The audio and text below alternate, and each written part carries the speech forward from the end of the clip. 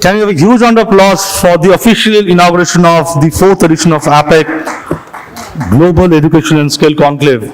It's always good to see all of you physically present here, because for last 2.5 years, the last 3 editions of this Global Education Skill Conclave has been done virtually.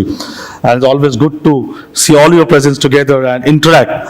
There is no alternative to physical interaction, but I know this session on hybrid mode of learning today, it will be a mix of physical education and hybrid mode of learning, distance learning, but these are all part and parcel of life. So over to you, Dr. Kalpana Gopalan, for her keynote address. A huge round of applause for her, please. Good morning to all of you. Honorable dignitaries on and off the dais, my fellow speakers, organizers, and participants of the APAC 4th Global Education and Skill Conclave. What an exciting day is today. After the long spell of COVID-induced online talks and conferences, at last, we have stepped into the cautious freedom of live contact and communication. APAC has seized the opportunity by organizing an exchange of scholarship and ideation on a topic that is so relevant for the times that we live in. We are in a churn. We live in an interconnected time when we experience both the benefits and the pitfalls of globalization. If capital can move seamlessly across borders, so can a virus. The Western proponents of a seamless, stitched-up world are rethinking their options, as in Brexit, as are their developing country cousins in Brazil or India. Clearly, the way forward entails caution, balance, and pragmatism. Winston Churchill exhorted us to never waste a good crisis. COVID-19 has forced us into a prolonged timeout. It has brought radical lifestyle changes. As we move into a calibrated opening up, it is time for us to begin contemplating the end of the crisis, envision what the world will look like in its aftermath, how the pandemic will change the way that we live and work, and what we need to do to adjust to the new normal of the post-COVID-19 world. Today, I will present 3 arguments to you. First, I argue that the new normal of the post-COVID-19 world will see major changes in our professional world. I see 3 vectors of professional change: the accelerated importance and use of information technology, unconventional ways of working, including freelancing and work from home, and increased inter-organizational and intersectoral collaborations and networks. Second, I argue that these changes will demand personal transformations from each of us, of which 3 are cardinal: embracing uncertainty and change, becoming a continuous learner, and practicing personal and collective social responsibility. My third and final argument is that capacity building is the single enabler and tool available to us to navigate those changes. And to leverage capacity building, we need to harness youth who are outside the formal institutional education network, focus on the frontline and backroom workers who are vital to decision making and implementation, and design training programs so as to train teams and not individuals. These, in essence, are my three arguments. Why has COVID-19 thrust this imperative upon us? Does a crisis by itself ensure reform? Every great crisis to mankind has seen a period of confusion, followed quickly by rapid counter-responses. In challenging times, we question accepted realities, devise quick solutions, often outside the usual compass, some of which can become effective enough to become normal quotidian practice. This was demonstrated in the world wars as well as in pandemics such as the Spanish flu. History also suggests that the global economy is remodeled in significant ways after a major crisis like COVID-19, spurring the adoption of new technological strategies and business models. The SARS outbreak in 2003 is seen as a causal factor for the adoption of online shopping by China, which in turn resulted in Alibaba's rise. Closer home, the balance of payments crisis in India led to the paradigm shift of liberalization, globalization, and privatization in 1991. The economic and humanitarian crisis unleashed by COVID-19 is thus an opportunity to reform sectors such as skilling, healthcare, the unorganized sector, and education, which are the underpinnings of our political economy. What changes will we see in the post-COVID professional world? We are seeing several shifts that are taking place in the world of work. The multi-sectoral acceleration of information technology, the advent of freelancing and work from home modes, and the need for lateral, cross-sectoral, and inter-organizational collaboration are three such seminal changes. The advent of technology. The CEO of IBM, speaking in an online forum, said, and I quote him, "History would look back on this as the moment when the digital transformation of business and society suddenly accelerated." COVID-19 has increased digitalization in all spheres of our professional world, whether it is education, healthcare, governance, or entertainment. As schools closed in many parts of the world, e-learning and e-delivery of education saw a smart breakthrough. States like Karnataka launched the Makkalavani, or Children's Voice, for disseminating educative and entertaining content to children. And now we need to ask the question, will the change roll back once we are over the pandemic?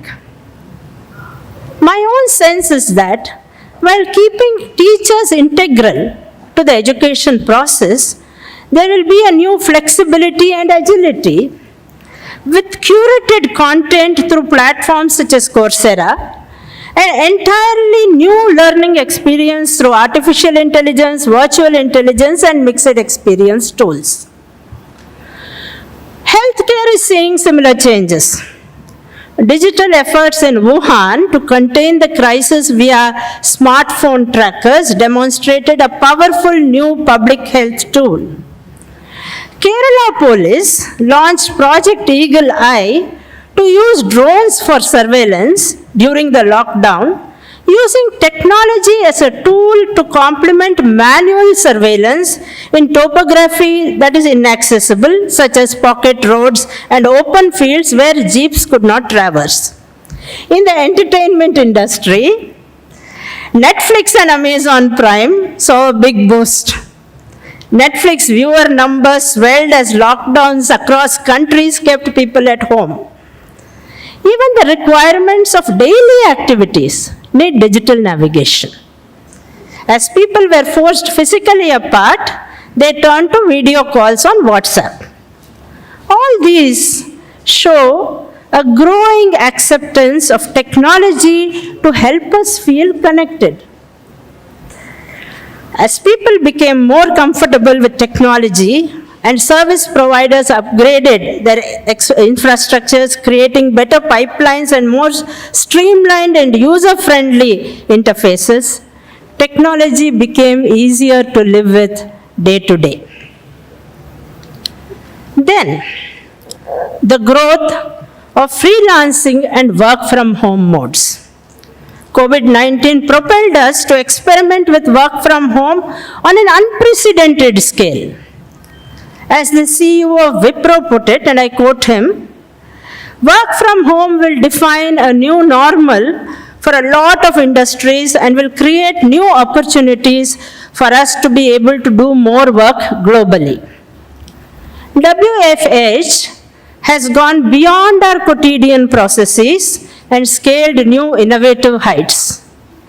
India demonstrated this in the Facebook Geo and the Google Geo deals. The US $5.7 billion investment by Facebook in Reliance Industries Geo platform set a new standard in remote negotiation, with extensive M&A dialogue happening online, even including due diligence and agreement negotiations. This is one of the biggest deals that has taken place either in India or the US, and at a time when there was nationwide lockdown in both countries. Transactions of this magnitude, especially transnational ones, usually involve considerable travel and face-to-face meetings by the higher management and their financial and legal advisors. This time, however, all this happened online. Another shift that we may expect is the emergence of the gig economy. Each of us has to get used to becoming a freelancer. Remote hiring of technical talent will become the norm. Even before COVID-19, we were seeing regular employers, permanent employers like the government or universities, increasingly cutting down on hiring and outsourcing even their core functions. While this may create job insecurity, it is not necessarily a bad thing or even a new one. Take a surgeon. She is attached to one hospital, but she consults in many hospitals. Some surgeons even consult online and earns remuneration from all these hospitals. A talented and skilled individual can peddle her expertise across organizations and be paid by all of them. Remote hiring of talent will become the norm, with corporate positions opening up to skilled candidates everywhere, prioritizing skills over pedigree and geography, all of which is good news for both the economy and the talent pool. It makes talent pools more diverse and businesses and economies stronger. Gig economy and pervasive freelancing will bring in cooperation and coordination across sectoral silos. As freelancing becomes more prevalent, teams will be self-created rather than being created by leaders, and will become more interdependent, more collaborative, more agile, and more flexible. COVID-19 saw the pharmaceutical giants GlaxoSmithKline and Sanofi forget their commercial rivalry to build a vaccine, pooling their relative strengths of adjuvant technology and a virus antigen, while Google and Apple teamed up to evolve standards for contact tracing. As Additional Chief Secretary of the Youth Empowerment and the head of NSS Karnataka, National Social Service Scheme Karnataka, in 2020, I myself teamed up with the Rajiv Gandhi University of Health Sciences, NIMANS, and the National Health Mission to provide curated training on COVID-19 response to NSS officers and volunteers who in turn disseminated this content to communities. All this demands that we build up networks and skills, build each other up professionally with no room for envy or backbiting or jealousy. The post-COVID individual. What personal transformations are entailed? First, embrace change and uncertainty. Heraclitus said that the only thing constant is change. Pragmatism demands that we survive the present moment while building ourselves to thrive in a very different future. In a topsy-turvy world, how does one stay sane and calm? Questions are everywhere. What the future will hold? How will life change? What will the new normal be? Uncertainty is uncomfortable, yet change is inevitable. And COVID-19 has only accelerated the pace of change and made it palpable. In such a dynamic and unpredictable situation, those who accept uncertainty and are willing to take swift, decisive, and risky action will hold the advantage. As lockdown was announced and non-essential businesses were instructed to close, business owners were suddenly faced with the tough choice of either stopping operations completely or finding new ways to provide service. Many restaurants closed their doors but kept kitchens open, tying up with delivery services like Swiggy and Zomato to deliver food at homes. Barbers, whose salons closed down, began to offer home haircut services. Hence, the first personal transformation that the post-COVID-19 challenge demands from us is the realization that change is the only constant and that things may change any moment. This calls upon us to embrace uncertainty, develop equanimity, mental balance, emotional intelligence, and agility of thought and action. Next, become a continuous learner. Continuous learning opens up our minds and changes our attitudes. Knowledge is now at our fingertips. To function effectively amidst this rapidly changing world of technology, we need to learn new things to become valuable. Those not making use of the opportunity will stagnate. Do not be left behind. Ensure that you remain up to date and keep up with industry trends and adapt your skill sets. Resources for continuous learning are many. Read magazines and periodicals. Analyze and critique case studies. Subscribe to publications that are relevant to your work or interests. Connect with global networks using Zoom, social media, and email. Attend training courses and webinars and conferences like this one. Try MOOCs such as Coursera and edX. Listen to podcasts and watch documentaries.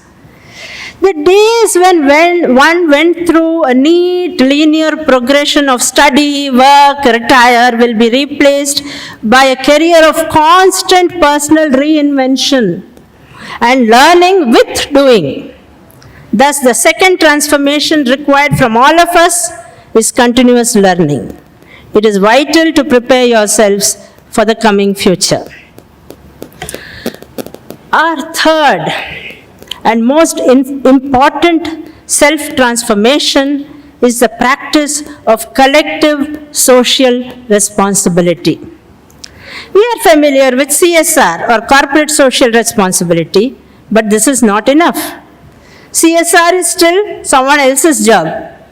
It is up to each of us to adopt personal social responsibility. We each have a duty to each other.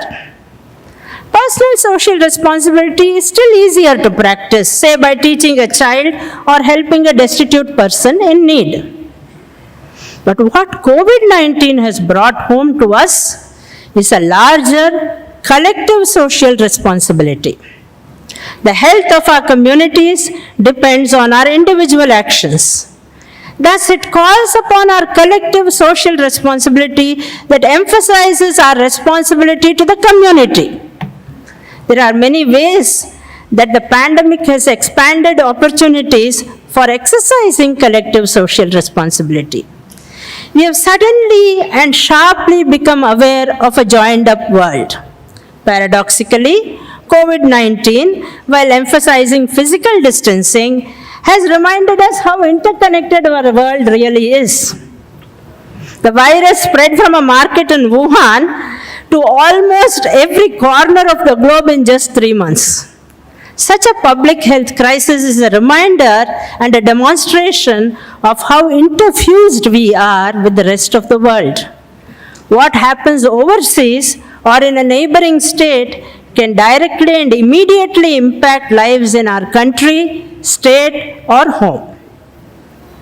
As we collectively navigate this health crisis, there are ways in which we can practice collective social responsibility. It is a general consensus of public health experts that the only way to counter the spread of COVID-19 is for each of us to follow the required discipline and protocols. Wash our hands, keep our distance, stay home in lockdowns. The health of our family, community, and economy depends on us setting aside our personal wants and needs for the good of the whole community. Even in complying with the lockdown, while it may feel that we are sheltering inside to benefit ourselves, paradoxically we are doing it for the common good. Social distancing causes a disconnection that can be disorienting. While we need to maintain physical distance to stop the spread of COVID-19, we need social connection even more than ever. Therefore, the pandemic is an opportunity to practice collective social responsibility, helping us overcome our prejudices, reinforcing our ethics and values, extending our reach, finding ways to reach out and involve, developing curiosity and compassion. Finally, my third argument: how do you bridge the professional changes and the personal transformation that is required from each of us? Herein lies the criticality of capacity building. COVID-19 has thrown up challenges and changes in our professional world, primarily the importance of technology, the growth of freelancing and work from home, and the increase of lateral and cross-sectoral collaboration. This in turn calls for personal transformations from each of us by embracing uncertainty and change, becoming continuous learners, and practicing collective social responsibility. Capacity building is the tool which enables this transformation.